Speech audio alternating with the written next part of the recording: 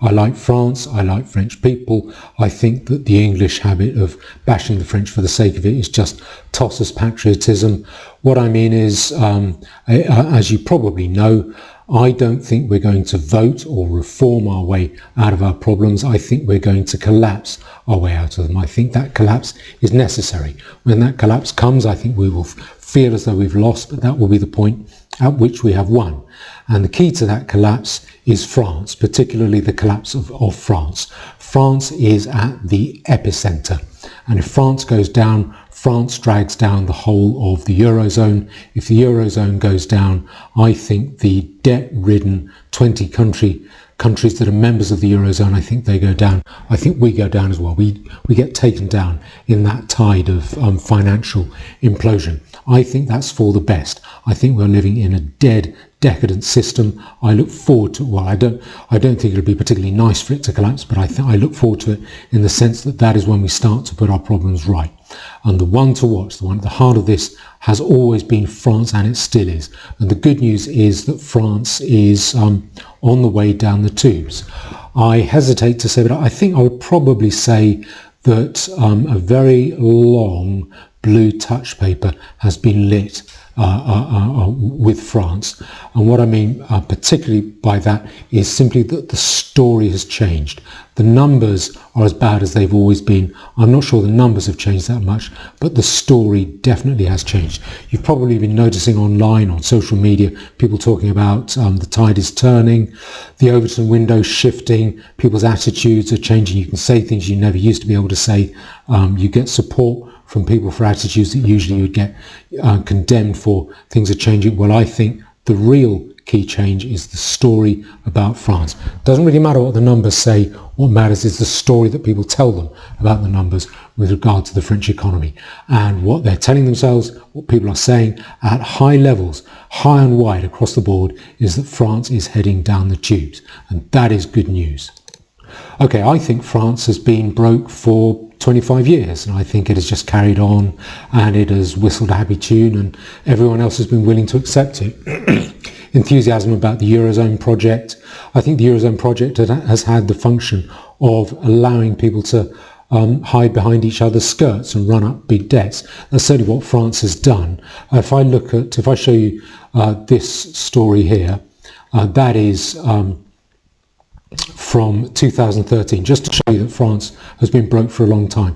11 years ago, 2013, the French employment minister, Michel Sapin, he said that France is totally bankrupt, and no one paid any attention. That was serious, because what he said, these weren't just off the cuff casual remarks. It wasn't just a slip of the tongue.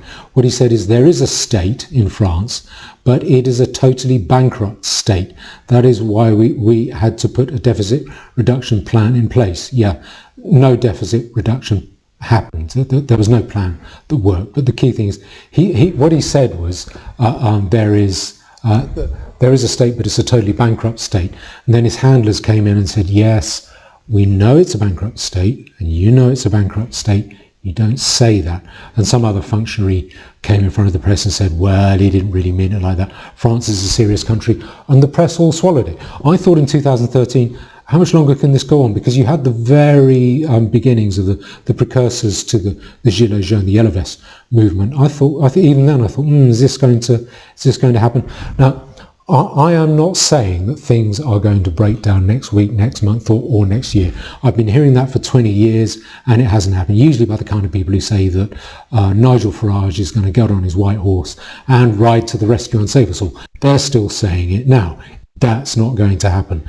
I get sick of people saying to me, it's all going to kick off in 6 months' time. It is not. My timetable is that things will break down, things will collapse, probably around the beginning of the next decade, end of this decade, probably the beginning of the next decade. I think an interim sign will be, I would say, somewhere around 2027.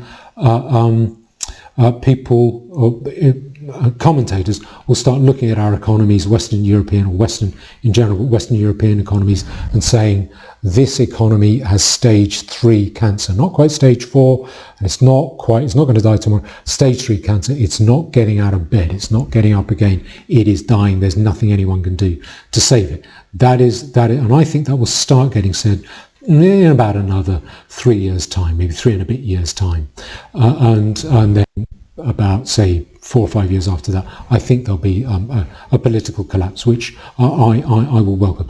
What surprises me is I laid out that timetable years ago because I thought I had to, because there's no use saying this is going to happen, because everything is going to happen at some stage. You have to put a date on it, and the date that I put on it, I thought I was going to make a fool of myself, and that it would take much longer than that, because things always do. They always take twice as long as you think. Even if the figure you have is twice as long as you really think, they take twice as long as that. And so I thought I was going to look pretty stupid. But so far, I think things are coming along in accordance with that timetable, to my surprise. I don't feel like a complete idiot yet. So things are changing. In 2013, that minister said France is totally bankrupt. No one listened, it just got gelled over. Today it's different. The story has changed, and that is the important thing. Not necessarily what the figures are saying, but what people are saying about the figures. And what I should say, I need to go through the figures. It doesn't so much matter whether the figures are right. I actually think the figures underestimate the extent of France's financial problems. But what matters is that people are talking about those figures, and that the story is getting told about France going down the tubes. So there, 2013, it all gelled over. Today, what you have here, now this is the European Commission focusing on its compliance tracker, focusing on France's financial compliance. I want to go through this. So Commission Europa EU, that's the official body of the EU, and that's France there. I've clicked on the France tab, and that's France compliance scores, if I can just get that right here. If I go down a bit, there. Now, those compliance scores, basically the Eurozone, or the European Commission, it sets out targets that it expects member states to meet, because it doesn't have a centralised sort of finance ministry. So it says you've got to stay within these bands to keep the Eurozone going together, or sticking together. And one is about deficits, and the deficit rule is that no country should run a deficit of more than 3% of GDP. And now France has complied with that rule 31% of the time since 1998. So in the last 25 years, less than 1 in 3 years has it had a deficit of 3% or less of GDP. Currently, the figure that independent commentators are giving, I think the French government itself projects that it'll have a 5.1% deficit. Independent commentators are saying no, that's going to be 7%. I believe the independent commentators. I think it's actually higher than that. A load of it's hidden, because I wouldn't believe a word of French official data. What I should say is well over a decade ago, I think about 12 years ago, I knew a French investor guy, a fellow who just lived on investment, and he was a nice fellow. And what he told me, he said, all of the official figures and the commentary in France, none of it means anything. And the phrase he kept using is white noise. It's just white noise. It's just pabulum talk. It means nothing. You don't know what the figures are. You don't know what the truth is. You don't know what accurate commentary is. But you know it's not good. And that it's been like that for a long time. But now it's getting talked about, and by the European Commission, no less. So that's deficits. The next one is debt. That says that debt should be 60% of GDP, and if it's higher than that, it should be going down. Well, France has met that target 19%. So a bit less than 1 year and 5 has its deficit been going down. All the time it's rising. And then another one is about structural balance sheet, how much it's spending as against how much the state takes in, and it's met that target only 15% of the time. And the final one is expenditure. It basically says that the expenditure of the French state should balance out along the line of the 10-year average, i.e. rubbing along at about an average rate. And it's met that, again, 1 year and 5 has it met that. France isn't able to meet any of those targets, and its financial problems are only getting worse. It has no solutions. It can't cut its spending. The French population will not allow it, as we the British, we won't allow our governments to cut spending. And it can't raise taxes. It tried to do that with petrol duty, and it got the yellow vests, and they don't want that again. Okay, so what you have here is that this is another story. Just concentrate on the fact that this is what's being said. Euro crisis threat. This is a Telegraph. As French borrowing costs match Portugal for the first time in 20 years. What it's saying is people don't want to lend to France anymore, investors. So it's not just the European Commission saying it, investors, moneylenders, banks, financial institutions, they're looking at France and saying, this is a bad risk, we don't want to lend to them. And what it's saying there is that if you look at that curve, you probably can't see it very well, but basically the interest rate on that curve on French debt is the same as the interest rate on Portuguese debt. And if you remember, Portugal in 2009, 2011, that was one of the pigs. That's Portugal, Italy, Greece and Spain. They were the outlier countries they were the ones, they were the basket case economies that needed bailouts. And they weren't central to the Eurozone. This is why France is at the epicentre, because it's one of the two pillars. France and Germany are the twin pillars of the Eurozone, holding up the Eurozone. If France goes broke, the Eurozone goes broke, the Eurozone falls over, and you get all those, the debt-laden economies collapse, the debts implode, and the economies just break down. And then the welfare states break down because the state authorities have no money, and then the states, because the welfare states break down, people will not give any authority to the state. People will not obey the state, and the state authorities themselves break down. I think we're living at the end of the age of the state. I think the state has become a decadent, degenerate system that does not work.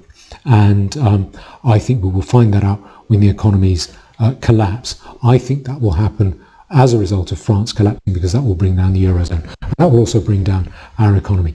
And that's pretty bad. That's a bad sign. France's interest rate is only 3% on its debt. That's not high by historical standards. It could easily treble from that rate. But for France to be considered as bad a risk as Portugal, that is bad, because Portugal can get bailed out, it can get kicked out, it's not central to the Eurozone. France is. That's a bad sign. Okay. And the bad news is also spreading to other official bodies, the ratings agencies. They're kind of semi-official scorecard keepers who give a score, a mark out of 10 for your how risky your debt is. And France's credit rating has been lowered twice in the last 6 months. That's a lot. So within the same 6 months to have it cut down twice, it's gone down from it went down to AA, now it's down to AA minus. I think if it goes down again, the next level is AB, which means it's still a low risk of default, but that depends on circumstances. So it starts to get into the official, starting to get into the grey zone, not the red zone yet. But the important thing is the bad news is spreading. That decline going down the tubes, that's coming fast. 2 downgrades in 6 months. The story on France is not good. As you see from this Telegraph headline, France is heading for a financial crisis that could bring down the Eurozone. Now, if I go through what's said here, in reality, a French debt crisis has been simmering for years. Yeah, that's right. Its credit rating has been downgraded twice in the last 6 months. The overall debt burden has soared to 112% of GDP. I reckon there's no way of knowing if that's right. My guess is it could easily be twice that. I don't believe a word that the French government comes out of their official figures. It now ranks third in the world for total outstanding debt, behind only Japan and the United States. It hasn't balanced a budget in 50 years. That's my point. It hasn't balanced a budget in 50 years, but it's only now that people are starting to take notice and to comment and to say, well, actually, this is a bad risk. And it's still running a deficit of 5.1% of GDP this year. Well, that's what's said, well ahead of its forecast level. And meanwhile, the economy has stalled with growth of only 0.2%, less than half of the level of in Britain, which of course is also one of the weakest economies in the world. That's us. And the ratings agencies did not have much confidence in the ability of Macron's finance minister to deliver the 20 billion of spending cuts that had been promised. And what goes on to say is that a national rally, they look set to win. That's Marine Le Pen's party, the National Front. They look set to win the next election. And it's interesting what they say here. I want to read this bit out. National rally that looks set to form the next government might be described as far right. That's the far, far distant, far, far right over in the distance. Nothing to do with us. But such claims are incompatible with its economic programme. It has pledged to lower the retirement age again, taking it dramatically below European averages, erect barriers to imports that would amount to a tax on French consumers, and hand out subsidies with a lavish abandon. The Marine Le Pen sees the French social model, i.e. the welfare state, as a matter of national pride. It is part of the French character, according to her. So she can't cut back on that. Her whole platform is, I will safeguard this essential feature of French culture, which millions of foreign invaders come in to parasitize on. It is not part of French culture, but she is saying it is, and people are voting for that because that's what people vote for. Okay, now the next story, if I put that into English, that's from France 24. That's simply saying that the social security deficit continues to widen. It is expected to amount to 16.6 billion euros for 2024. The forecast was 10.8. I think by December of this year, that's going to be more than 16.6. I think that'll be nearer 20. Could possibly, might even get as high as 25. I reckon about 20 billion. So those debts, the deficits keep going up and up and up. Now, I want to the reason why I say that we're not going to see a breakdown soon is because the historical breakpoint, the point at which society becomes ungovernable, is not when the debt gets big. It's when the annual deficit, the annual shortfall on the state's credit card, when that annual deficit reaches 20% of GDP. Currently, I think, or the reported number that I believe is 7%. That's about 1/3 of that 20%. So, but if France falls out of the Eurozone, its deficit, it would have to print a lot of money, borrow a lot of money. Its deficit could easily hit 20% within a year or two. But that's not going to happen yet. We're still a long way from breakdown. But I think if you imagine there's like a debt bomb, there's a very, very long, winding, thin, blue touch paper. I think that touch paper has been lit. France is on the rails to going down the tubes, to mix my metaphors. Okay. Now,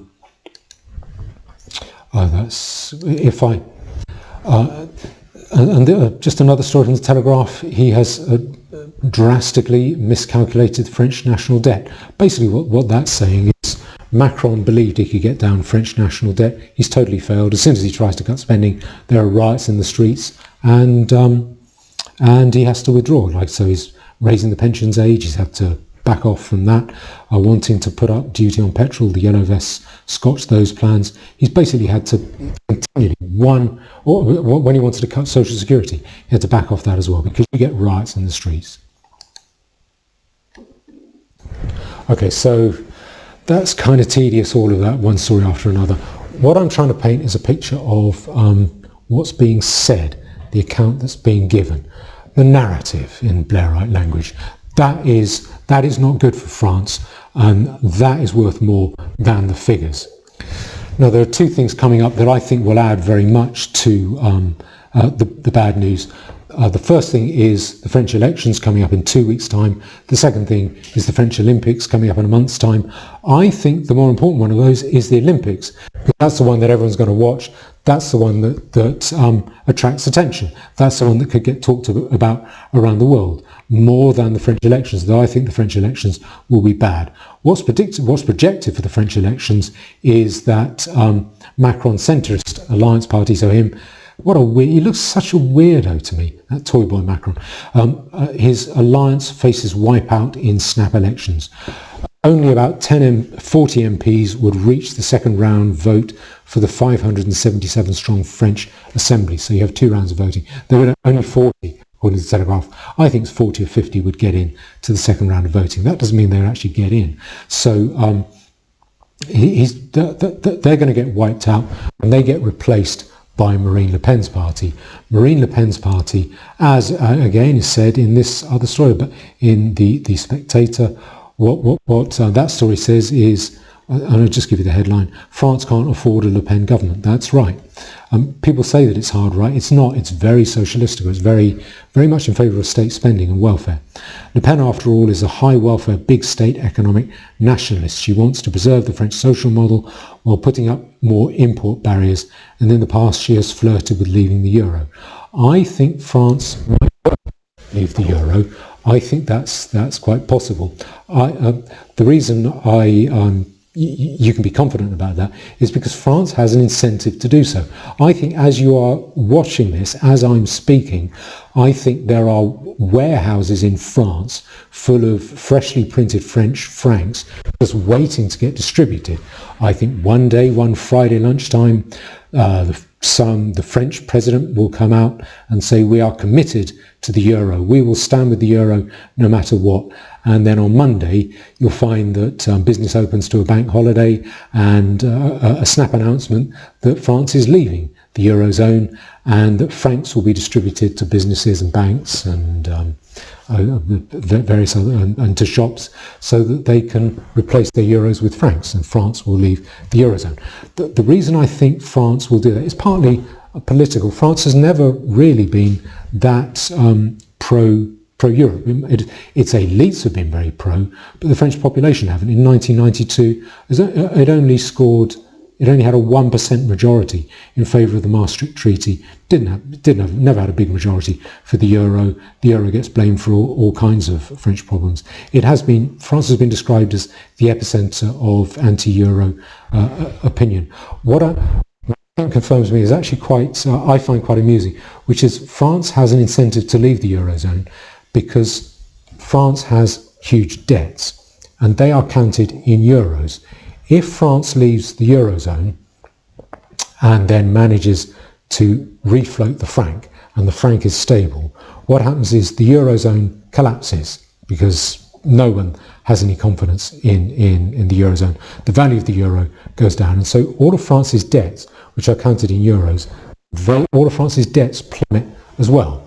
And then France might be able to go to its debtors and say, you've got a load of poor you, we owe you a huge amount of debt, but it's counted in euros. Those euros are worth nothing. Here, have a few francs and go away.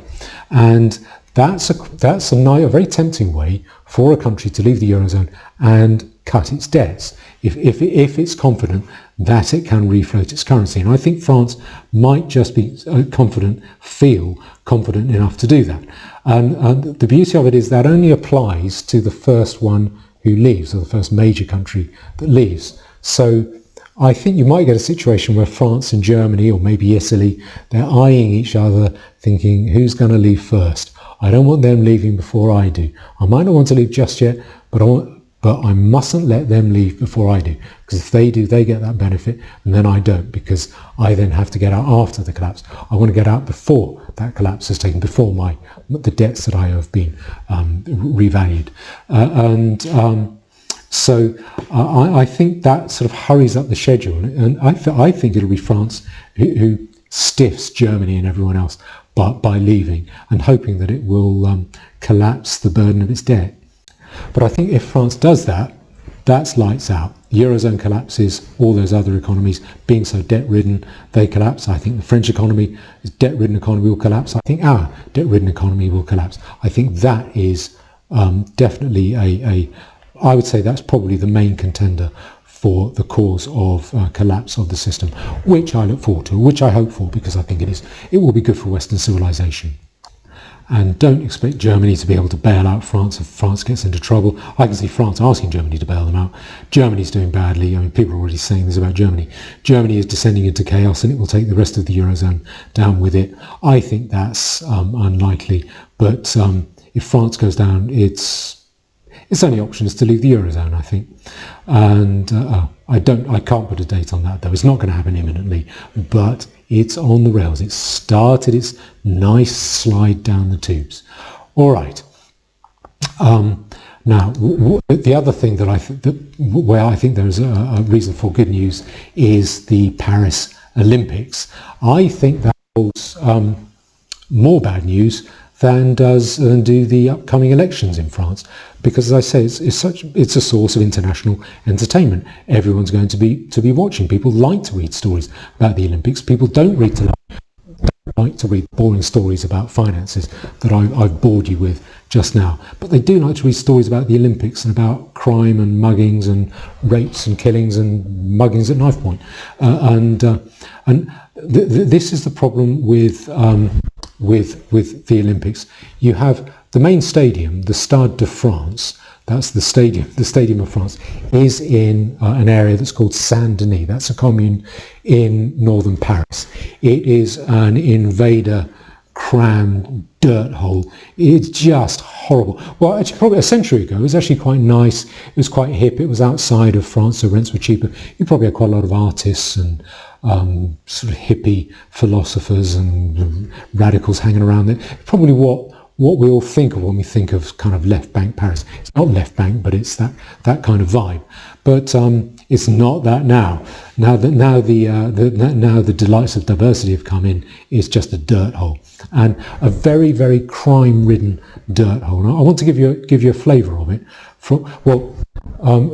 France should not have its main stadium for the Olympics in that area. France should do anything to get rid of that stadium for the purpose of the Olympics. It should invent a health and safety problem with that stadium and just not use it. I think that's the main stadium. It won't host all the events. I think we'll host the main ones like the men's 100 metres or the 100-metre relay or the end of the marathon where the marathon runner comes and does the last few laps. I think that's going to be there. That's where the expensive tickets will be sold. That's where the rich tourists will go. And France should not risk it. It should do anything. Just go to Germany and rent a stadium in Germany instead. Do not use that one. It's just asking for trouble. Saint-Denis is stuffed full of crime and people who hate France, as you would expect from a heavily riched invader area. And to give you a flavour of this, let me show you this story. Now, this is from 2015. If you remember the Bataclan attacks in Paris, where 131 people died, and I think over 400, nearly 450 people were injured. I mean, really vicious attacks. And everyone came out, and that man with his piano, I think, and they sang Imagine, and they put their tea lights and teddies around and shed a few tears and said, oh, isn't it wonderful? And the Facebook wash saying, pray for France, all that nonsense. And now, after those attacks, Paris attacks turned spotlight on Saint-Denis banlieue, because Saint-Denis is where some of those attacks happened.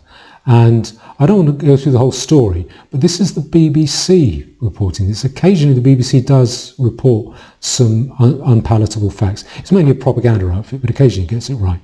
Now, around the Place de la République in central Paris, streets away from last Friday's deadly attacks, all the talk is of solidarity. I can remember that in 2015. But in Saint-Denis, it is different. And then the story continues. This is a local invader living in Saint-Denis. What he's saying is, right, solidarity. But don't you think they exaggerate the Paris attacks when there are more Syrians dying every day? What he's saying is, get stuff, France, to hell with you. I don't care about the attacks on you. I care about Syrians dying in Syria. You should too. You don't care about Syria. I may be French, I don't care about France. And the Bataclan attacks can be damned. Go to hell. I don't care about that. That's really what he's saying. This is what I heard in Saint-Denis, a multicultural and multi-ethnic place. You know what that means? With a population of Africans, Algerians, Indians, Chinese, Turkish, and many other backgrounds. Sounds lovely. Now, many here have a sans-papier status. They're illegal immigrants. There are loads of illegals here, without legal status or an ID that would allow them to work, poor lambs. Crime is rife with high rates of robbery, drugs offences and murder. So that was 10 years ago. Think how much more enriched that area is since then. It's a crime-ridden hole. The people, they're not really, in that area, they're not really interested in making money through the official economy. It's just mainly through claiming dole and then subsidising that or topping that up with crime, so selling cigarettes. Another one is what's euphemistically called mobile kebab shops. What that is a supermarket trolley with a fire in the trolley and a few kebabs over the top of the trolley. And you walk along and you buy a kebab. You wouldn't feed them to your cat, but that's how people like to make money. And that's crime is the way of life there, and that's what the central stadium for the Olympics is. Now that means trouble, and there is precedent for trouble at this stadium. I want to show you this story from 2 years ago in the Champions League final. That was Liverpool. I think it was against Real Madrid or Barcelona. I can't remember which. Doesn't matter. Harrowing accounts of post-match violence sparked debate. Now this was spun by the media as being a problem of police brutality, police overreaction. It wasn't. It was local invaders robbing Liverpool supporters at knife point.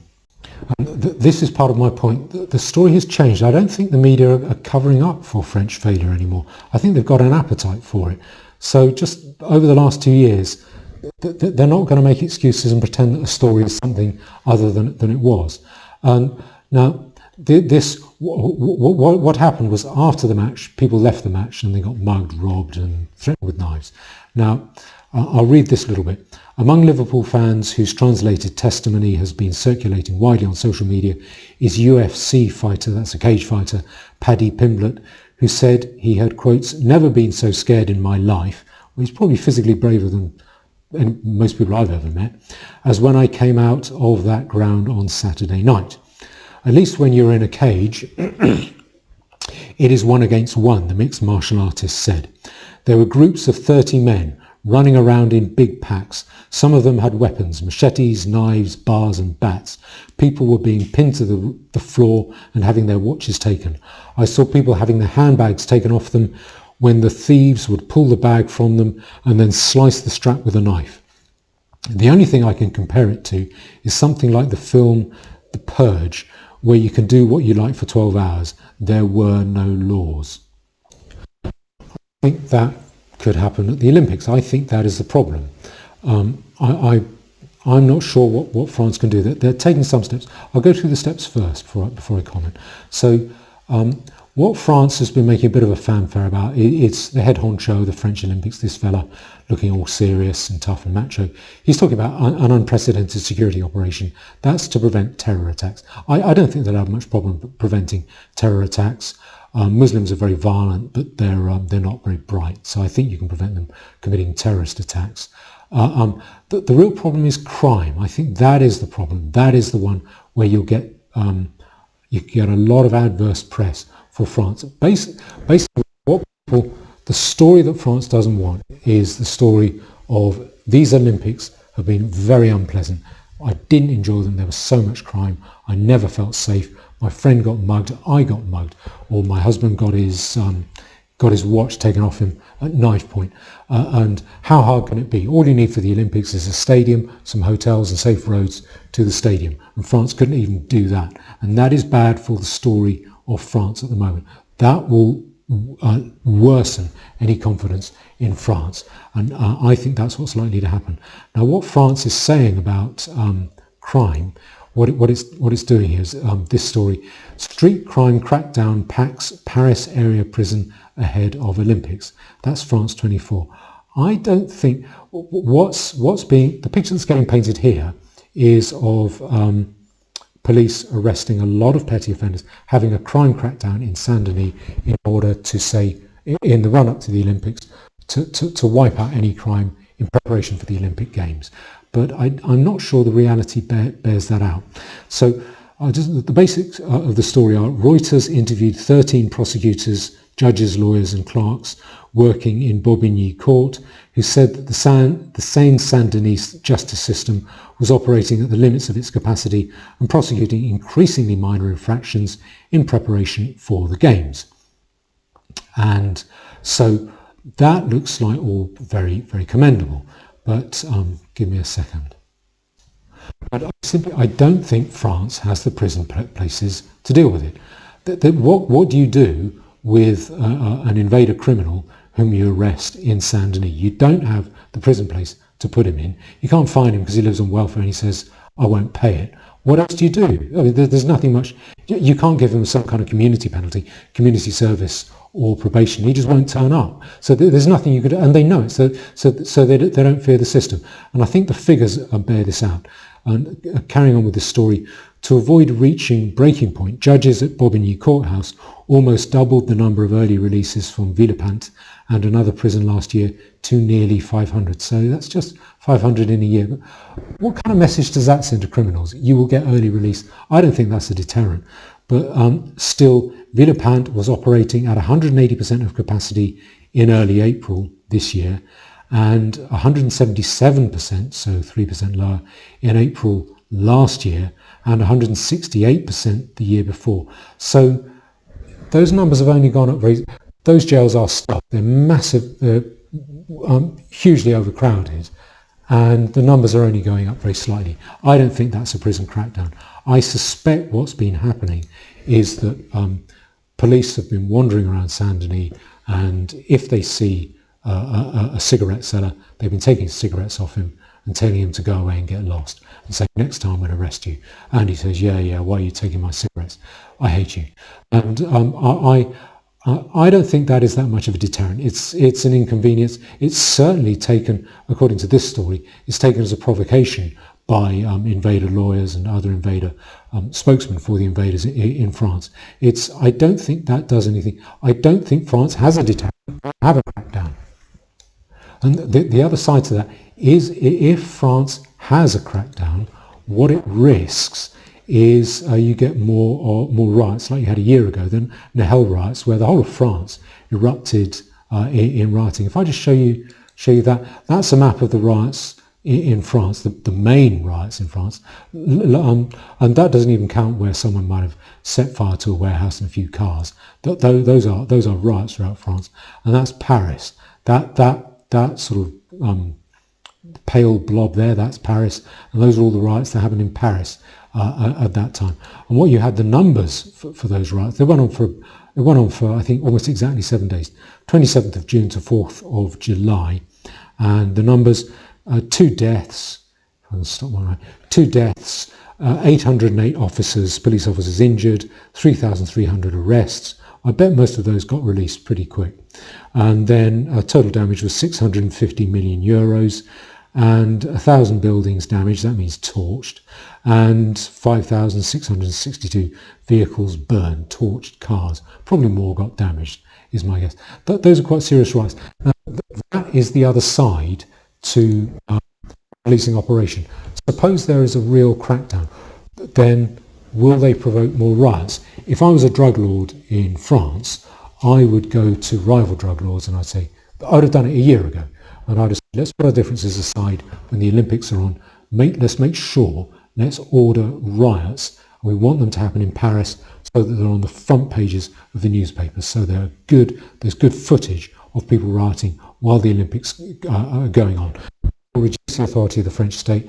They hate us for it, but they won't be able to get us because we will be the day-to-day authorities on the ground in our areas. So the French authorities will have to deal with us, even through gritted teeth. And so that's what I would do. I think I would feel confident in being able to do that. What's reported, what I've read time and time again, those riots last year, they didn't come to a close because the French government wanted them to come to a close. They came to a close because French drug lords called for them to come to a close. The invader drug dealers said, right, that's enough rioting now. And that's when those riots ended. So that is what France might be able to do, is to flood Saint-Denis with a lot of gendarmerie nationale. There's 100,000 of those. I'm guessing maybe a third of those can be beat cops. A third to half of them can be beat cops. The other ones will be desk cops. But the gendarmerie nationale, they're the mob-handed riot squad that would go around the country. You can deploy them anywhere in the country. The French authority might drench Saint-Denis with tens of thousands of gendarmerie nationale. But there are two things. Firstly, there's not enough of those to police every street corner, every doorway to a block of flats, every alleyway, every approach to the Olympics area. They can only police a certain radius. The further they go out, the more difficult it becomes. Just the bigger the area becomes, and so there's a limit to how far they can police. The invaders, the criminals, can simply do their muggings and rapes and robberies at just outside the radius of police control. More likely, what can they do? If a couple of invaders are determined to rape someone or mug someone, they can just stand at the entrance to their flat, stand on the street corner, wait for a couple to come by, drag her into the entranceway to a block of flats, rape her, steal his watch at knife point, and then they can go on their way. What's going to happen to them? Probably, if they get caught, which they probably won't. I suspect what's going on, the precautionary measures are not about cracking down on crime, they're about cleaning up the streets so they look a bit more photogenic. So it's an operation a bit like 1936 Germany had in Berlin before the Olympics, cleaning up the streets, getting rid of any beggars, anyone they didn't want on film, making Berlin look nice for the Olympics. I think that's really what's been going on. I think, I would guess, if there's going to be a crackdown during the Olympics, all the Gendarmerie Nationale can do is grab hold of the people they catch committing crimes. And there'll be a lot of tempting targets for those criminals, with tourists with money on them, some of them probably quite wealthy. There'll be a lot of tempting targets for those tourists, as there was at that Liverpool game. And those riot squad, what can they do? I'd have thought the only thing they can do is grab the street robber and just give him one almighty beating, because they don't have the prison cells to put him in. The problem is if they give him a really bad beating and it gets recorded, that could easily spark riots as 2023, and that's the nightmare scenario for France. It's Olympics going on, and while France is in flames. So I think it is unlikely that the Gendarmerie Nationale can do that. So I think crime is likely to be endemic, is likely to be rumbling away as the backdrop to these Olympics, certainly in Paris. And that's a problem, because as this fella's a foreigner in France, but he's a mayor, and he was talking about the riots a year ago. What he said is, what is happening now is the result of years of weakness from politicians and decisions that have not been taken. It's a problem of authority, because these rioters don't fear justice. They may go to court, but they come back home a few hours after trial simply because we don't have enough places in jail in this district in Paris. We cannot support this kind of weakness from the state. So that's what he's saying. He's a North African foreigner. That's what he's saying. He should know. So I don't think we're going to see a big terror attack. I don't think we're going to see, I think it's very unlikely we'll see huge riots across France. My guess is that Macron or his crony, his henchman, would have done some kind of deal with the drug laws in France, basically saying, we'll give you free rein to deal drugs for 6 months or a year, just don't interfere with the Olympics, make sure there's nothing that drags down the Olympics, and that deal might just stick. I think there's likely to be a rumbling backdrop of crime. People consistently reporting to the press, I never felt safe walking to the stadium. I never felt safe at those Olympics. I got mugged. My bag got snatched. Someone else, a friend of mine, got raped. Someone else got dragged into a doorway. They would have got raped if someone else, another tourist, hadn't come and rescued them. And a lot of muggings at knife points. And I think that's going to be the backdrop. I think enough now, the media will pick up on that and basically say, this is France failing. France is failing. And that will be, I think that is a very vivid, there'll be a very vivid picture of France going down the tubes. And that, I think, is good news. Again, I say it again, not because I'm out to bash France, but because I think if France collapses, the Eurozone collapses, that will cause us to collapse. All of our economies are stuffed with debt. That debt will implode. If that happens, state authorities go broke, then they can't pay welfare. Welfare is what we vote for. It's what we want the state authority for. If we're not getting our welfare, we will not give any authority to the state. The state authorities will collapse. I think the state is at the end of its rope. I don't think it's going to last all that much longer. That's a good thing. I think the state is a bad thing. It achieves harm. Everything it touches goes wrong. It has the un-Midas touch. I think when the state falls over, that is when it feels like we've lost, that's when we would have won, because that is when we will solve our problems. Specifically, we will try to meet our need for law, not by having it imposed on us from above by the state without any say in it, without any choice, because the state won't be there to do that anymore. We will have to voluntarily join legal systems, voting with our feet, opting in or opting out. And if that is how we get the benefit of law, by just voting to opt into a system that we like, no decent English or British person is going to opt into a system that allows invaders in it. Invaders cause crime, they're extremely hostile, they're violent, they don't like us, they want to parasitize on us. Who is going to pay more money in order to be the victim of crime, in order to police crime, to imprison crime, to detect crime, just to be the victim of crime from people who bear nothing but ill will against us? There's no reason for us to put up with that. And what I think that will, and people will actually find that we feel safe amongst our own kind, and we actually like being amongst our own kind. And then, so we will opt for systems that do not allow invaders in. And I think that will mean that collapse will quite quickly result in a very hard separation of ethnicities, of ethnic populations. And I think the invader populations will find themselves restricted and constricted in very congested, small areas that become really quite fast very poverty-stricken, unlivable, and disease-ridden. And then they will consider home where they belong, where they can eke out a living, rather than trying to survive in a country that doesn't like them, where they're not welcome, and where they're confined to a poverty-stricken ghetto, where they can't raise children, their children die. So I think that is the way. If our state system collapses, I think that is where we can begin to solve our problems if we want to. I think we will. I think it is human nature to do what I've set out. I think I have human nature on my side here. But what is necessary is for the current system to break down. As long as the current system stands up, we will carry on going along with it, because we want the welfare that it gives out, and we will put up with the outrages that state inflicts on us. The good news is, I think for that collapse to come, the obvious candidate is France, and I think France is now going down the tubes, and people are talking about it. That is good news. So, thank you very much.